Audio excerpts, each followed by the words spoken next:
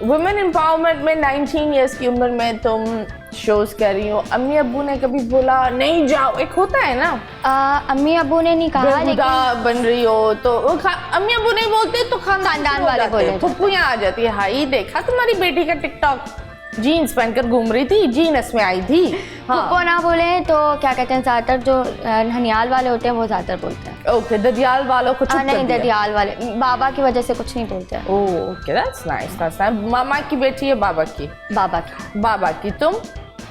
मैं लेकिन मैं शहर की नहीं अम्मी की। इसके लिए बहुत प्यार हुआ। नहीं, बाबा को मैंने देखा ही नहीं ना, इसीलिए बाबा का यार मुझे आइडिया ही नहीं है, क्योंकि जब मैं 6 मंथ की थी आई लॉस्ट माई फादर, तो आई डोंट नो कि फादर वाली। You were raised bye a single mom?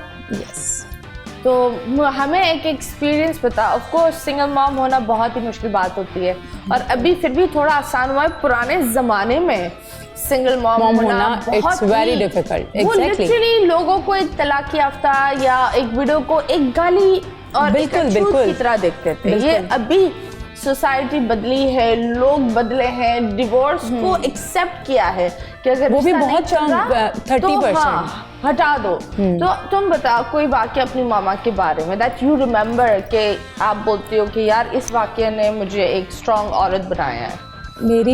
जब मेरे फादर की डेथ हुई थी तो I was in 6 month old जब मेरे फादर की डेथ हो गई थी। उसके बाद जब हम बड़े हुए ना, तो हमारा अपना घर था जहाँ हम अपनी दादी के साथ रहते थे।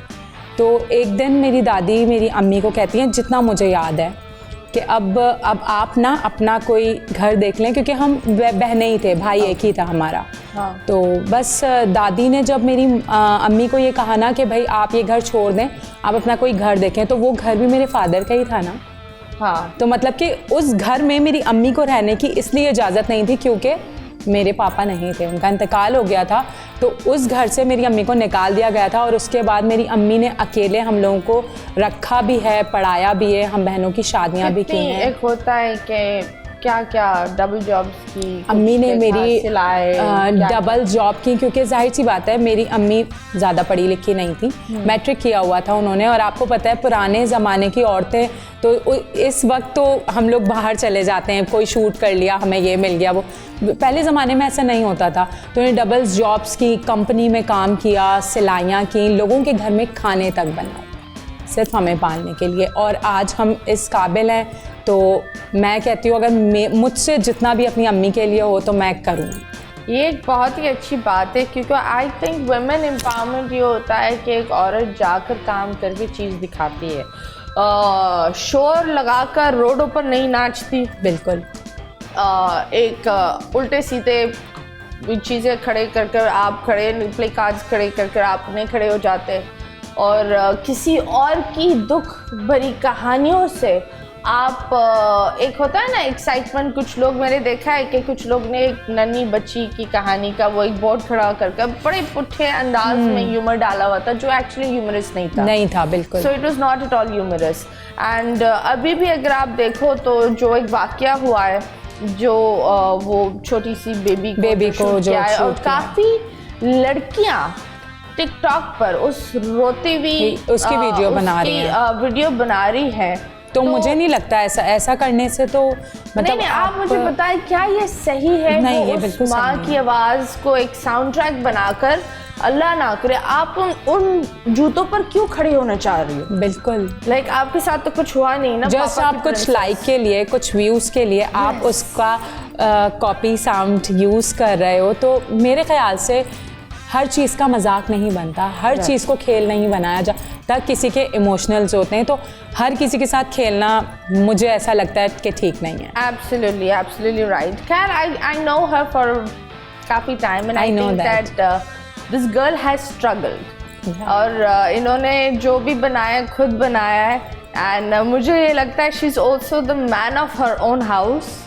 तो ये बड़ी अच्छी बात है। इसके अंदर भी एक बड़ा मर्द है। हाँ, बिल्कुल। ये एक अच्छी बात है, and I think you should be proud of it. You should own it.